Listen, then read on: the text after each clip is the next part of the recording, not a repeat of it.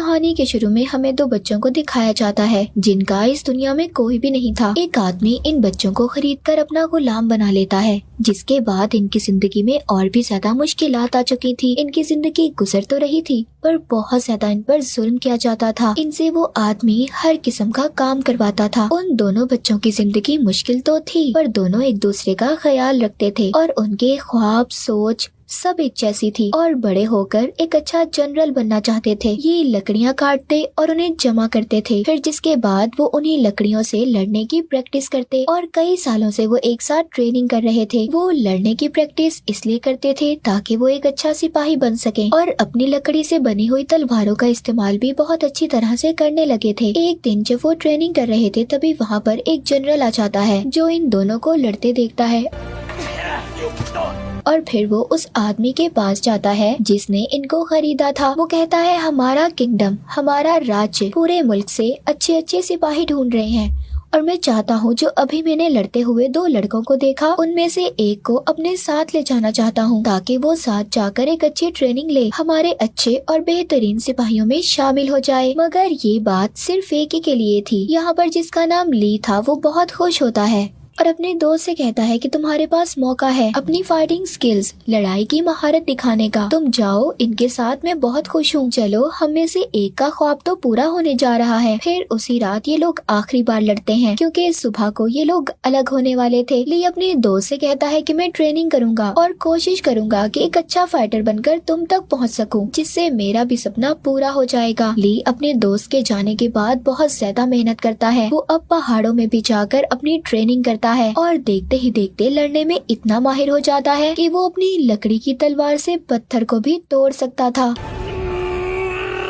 एक दिन जब ली अपनी झोपड़ी में आराम कर रहा था तभी उसका दोस्त इसके पास आता है जिसकी हालत बहुत खराब थी। वो मरने ही वाला था। उसका दोस्त बताता है कि किंग के भाई ने उन्हें मारने की कोशिश की और जब किंग के भाई के साथी किंग को मारने आए तो उन लोगों ने मुझे वहाँ का राजा समझकर मुझ पर हमला कर दिया। ली का दोस्त मरते हुए उसे एक नक्शा देता है। कहता है, इस नक्शे की मदद से तुम आगे गांव में जाओगे जहाँ पर तुम्हें आर्मी मिलेगी जो तुम्हें एक फाइटर बनने की ट्रेनिंग देंगे। इतना कहकर उसका दोस्त मर जाता है। ली अपने दोस्त की बात सुनते ही गांव की तरफ भागने लगता है जहाँ पर रास्ते में कुछ लुटेरे उसका रास्ता रोक लेते हैं। वहाँ पर ली की इतने सालों की ट्रेनिंग काम आती है। एक एक करके ली वहाँ पर सबको मार गिराता है और अपना सफर दोबारा से शुरू करता है और आखिरकार उस गांव में पहुंच जाता है जहां का पता उसके दोस्त ने दिया था, जहां पर उसको एक झोपड़ी मिलती है जिसमें किंग को देखता है जो बिल्कुल ली के दोस्त की शक्ल के थे। ये किंग को देखकर हैरान हो जाता है। अब यहाँ पर किंग उसको बताते हैं, तुम्हारे दोस्त को मेरे जनरल इसलिए खरीद कर लाए थे क्योंकि किंग और उसके दोस्त की शक्ल बिल्कुल एक जैसी थी और मेरे जनरल उन लोगों को धोखे में रखना चाहते थे जो मेरे खिलाफ मुझे मारने का प्लान बना रहे थे और इसीलिए मेरे जनरल ने तुम्हारे दोस्त को खरीदा ताकि वो वहाँ पर लोगों को धोखे में रख सके। उधर दूसरी तरफ वो ही लोग किंग के भाई के साथी ली के दोस्त को ढूंढते हुए उस आदमी के पास पहुंच जाते हैं जिसने ली और उसके दोस्त को बचपन में खरीदकर अपना गुलाम बनाया था। इन्हें भी ये बात पता चल चुकी थी कि जिसको इन्होंने मारा था वो किंग नहीं बल्कि उसका हमशक्ल था। उधर ली को इस बात पर गुस्सा आ रहा था कि किंग ने खुद को बचाने के लिए उसके दोस्त को कुर्बान कर दिया। तभी इनकी बात के दौरान वो कातिल आ जाता है जिसने ली के दोस्त को किंग समझकर मारा था और दोबारा से किंग को मारने की कोशिश करता है। वो कातिल ली को उकसा रहा था कि इस किंग की वजह से तुम्हारे दोस्त की जान गई है, इसको मार दो, किंग ने तुम्हें धोखा दिया है। लेकिन ली उसकी बातों पर ध्यान नहीं देता और उल्टा उस कातिल पर ही हमला कर देता है क्योंकि उसे इस बात पर यकीन था कि उसके दोस्त को इस कातिल ने ही मारा है। ली और कातिल की बहुत लड़ाई होती है और बहुत ज्यादा लड़ने के बाद आखिरकार ली कातिल को मार ही देता है। फिर किंग के पास जाता है मगर ली को अभी भी उस पर भी गुस्सा था क्योंकि वो ये समझता था कि उसके दोस्त की असल वजह ये किंग ही है। इसी किंग की वजह से उसके दोस्त की जान गई। पर किंग उसको कहते हैं, तुम्हारे दोस्त ने जो खुद की कुर्बानी दी वो पूरे किंगडम, पूरे राज्य के लिए था। किंग बताते हैं कि मेरा जिंदा रहना जरूरी था क्योंकि मैं चाहता था कि मेरे किंगडम, मेरे राज्य की ताकत मेरे पास ही रहे, मेरे भाई के पास न जाए जो बहुत बुरा और जालिम इंसान है। और अगर ऐसा होता तो पूरा किंगडम तबाह हो जाता। किंग ली से कहते हैं कि एक अच्छी आर्मी को बनाने में क्या तुम मेरी मदद करोगे ताकि मैं अपने भाई को मार सकूं और तुम्हारे दोस्त की मौत का बदला भी ले सकूं। दूसरी तरफ हमें किंग के भाई को दिखाया जाता है जिसको बहुत गुस्सा आ रहा था और इसी वजह से वो बहुत ज्यादा परेशान था। वो अपने लोगों को ये हुक्म देता है कि किंग यानी कि उसके भाई को मारने के लिए और ज्यादा आर्मी को भेजें। उधर किंग जब ली के साथ जंगल में थे तभी उन पर एक आदमी जहरीली सुइयों से हमला कर देता है, मगर ली भी उस आदमी पर हमला करता है, उससे बहुत लड़ता है और उस आदमी को मार देता है, पर उसे मारने के बाद जमीन पर ही गिर जाता है।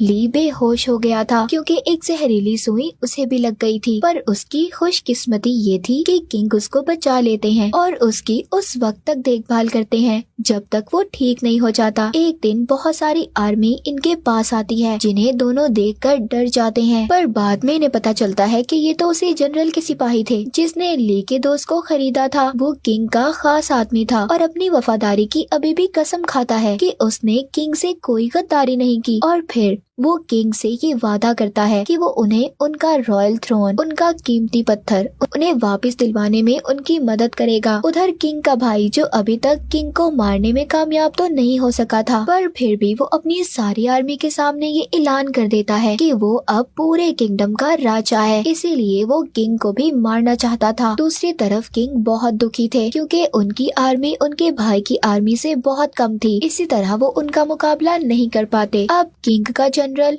उनको पहाड़ी कबीले का बताता है जिनके पास बहुत सारी आर्मी है। कहते हैं कि हम उनसे मदद ले सकते हैं। किंग भी जनरल की बात को मान लेते हैं और राजी हो जाते हैं। ये सब खतरनाक रास्ते से होते हुए उस पहाड़ी कबीले तक पहुंच जाते हैं जहां पर उनका इस्तकबाल वैसा तो नहीं होता जैसा उन्होंने सोचा था। उनको पहाड़ी कबीले की आर्मी पकड़ लेती है और अपने लीडर के पास ले जाते हैं। किंग जब उनके लीडर के पास जाते हैं तो उन्हें सब बताते हैं कि कैसे उनके भाई ने उन्हें मारने की कोशिश की और किंगडम को भी धोखे से हासिल करना चाहा, पर लीडर किंग की मदद करने से मना कर देता है क्योंकि माजी में पहाड़ी कबीले पर किंग की आर्मी ने बहुत जुल्म किया था, मगर किंग यहाँ पर अपने पिछले गुनाहों की माफी मांगते हैं। ये सब देखकर लीडर मदद करने के लिए मान जाता है। जब वो अपना मास्क हटाकर देखता है तो हम देखते हैं ये लीडर एक लड़की थी और वो किंग से वादा करती है कि वो उनकी मदद करेगी, जिसके बाद ये प्लान करते हैं कि ली को किंग बनाकर भेजा जाएगा और किंग खुद पहाड़ी कबीले की आर्मी में मास्क पहनकर शामिल हो जाते हैं। फिर जब वो किंग के भाई के महल में पहुंचते हैं, वहां पर पहाड़ी कबीले की लीडर उसके कमांडर से कहती है कि वो और उसकी आर्मी यहाँ पर उनकी रॉयल आर्मी में शामिल होना चाहते हैं जो किंग के भाई की आर्मी थी। किंग के भाई का कमांडर बहुत खुश होता है और फिर सबको अपने किंगडम में आने की इजाजत दे देता है, जिससे अब सब किंग के भाई के महल में आ जाते हैं। जिसके बाद वो अचानक से वहाँ की आर्मी पर हमला कर देते हैं। उधर किंग ली और जनरल को खुफिया रास्ते से जाने का कहते हैं और खुद रॉयल आर्मी पर हमला कर देते हैं। यहाँ पर किंग के भाई की आर्मी और पहाड़ी कबीले की आर्मी की जबरदस्त लड़ाई होती है, पर पहाड़ी कबीले की आर्मी तादाद में बहुत ज्यादा थी और लड़ाई में भी अच्छी। इस वजह से किंग वहाँ पर बहुत से सिपाहियों को मारने में कामयाब हो जाते हैं। दूसरी तरफ ली जब खुफिया रास्ते से जा रहा था तभी उसे रास्ते में एक बहुत बड़े मॉन्स्टर का सामना करना पड़ता है, पर ली उस मॉन्स्टर को अपनी तलवार से मार देता है और फिर अपने सिपाहियों को लेकर रॉयल महल में दाखिल हो जाता है, जहाँ पर किंग का भाई बड़े आराम से अपने तख्त पर बैठा था। तभी वो यहाँ पर अपने एक साथी को बुलाता है जो बहुत ताकतवर था और ली से उसका मुकाबला करने का कहता है, पर ली भी बिना डरे उसकी बात को मान लेता है। दोनों में बहुत अच्छी तलवारबाजी होती है क्योंकि ये लड़ने में तो दोनों ही माहिर थे। वो एक दूसरे पर बार बार हमला कर रहे थे क्योंकि दोनों की लड़ने की ताकत एक जैसी थी और आखिर में ली उस किंग के भाई के साथी को मार ही देता है। किंग का भाई जो अपने साथी को मरता देखता है, जो बहुत बहादुर था, उसकी मौत के बाद अब इसको भी डर लगने लगा था। वो महल से भागने की कोशिश कर रहा था, पर गेट पर उसको पहाड़ी कबीले की आर्मी घेर लेती है। अब किंग को अपने भाई को हराने में ज्यादा देर नहीं लगती। किंग अपने भाई को पहले ही वार में हरा देता है। तभी वहाँ पर जनरल आ जाते हैं जो कि इनके पड़ोस किंगडम के ताकतवर जनरल थे। वो आकर किंग से पूछता है कि आखिर इस जंग की वजह क्या थी। किंग कहते हैं कि मैं अपना तख्त अपने भाई से वापस लेना चाहता था ताकि इसका गलत इस्तेमाल गद्दार ना कर सकें। किंग उस जनरल को सारे जापान के किंगडम्स को इकट्ठा करने का कहते हैं ताकि सबको इंसाफ मिल सके। ये बातें सुनकर जनरल किंग का साथ देने के लिए तैयार थी। सब वहाँ पर आर्मी को मारने के बाद अपनी जीत का जश्न मनाते हैं। पहाड़ी कबीले की आर्मी भी हमेशा के लिए किंग का साथ देने के लिए तैयार हो जाते हैं। मूवी के आखिर में पहाड़ी कबीले की लीडर ली को अपनी तलवार देती है। ली की बहादुरी और तलवार के साथ ली अपने जनरल बनने के सफर पर चल पड़ता है जिसके ये बहुत करीब था। और इसी के साथ ये मूवी यहीं पर खत्म हो जाती है।